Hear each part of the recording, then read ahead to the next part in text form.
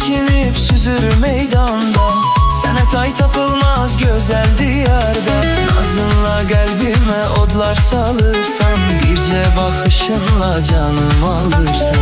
Gecənin ulduzu, könlümün tacı, sənsən bu ömrümün nurlu sabahı.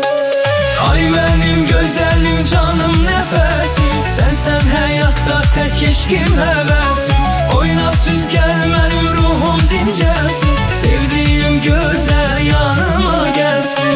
Ay mənim gözəlim, canım nəfəsim, sənsən həyatda tək eşqim həvəsim. Oyna süzgər, mənim ruhum dincəlsin, sevdiyim gözəl yanıma gəlsin.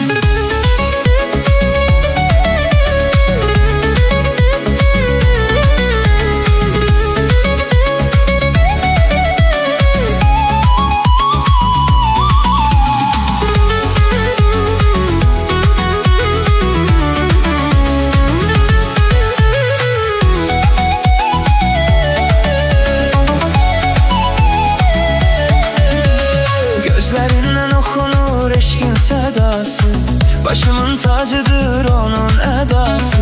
Giyinib keçinib süzür meydanda, sənə tay tapılmaz gözəl diyarda. Nazınla qəlbimə odlar salırsan, bircə baxışınla canım alırsan. Gecənin ulduzu, könlümün tacı, sənsən bu ömrümün nurlu sabahı. Ay mənim gözəlim, canım nəfəsim, sənsən həyatda tək eşqim həvəsim. Oyna süzgər, mənim ruhum dincəlsin, sevdiyim gözəl yanıma gəlsin. Ay mənim gözəlim, canım nəfəsim, sənsən həyatda tək eşqim həvəsim. Oyna süzgər, mənim ruhum dincəlsin, sevdiyim gözəl yanıma gəlsin.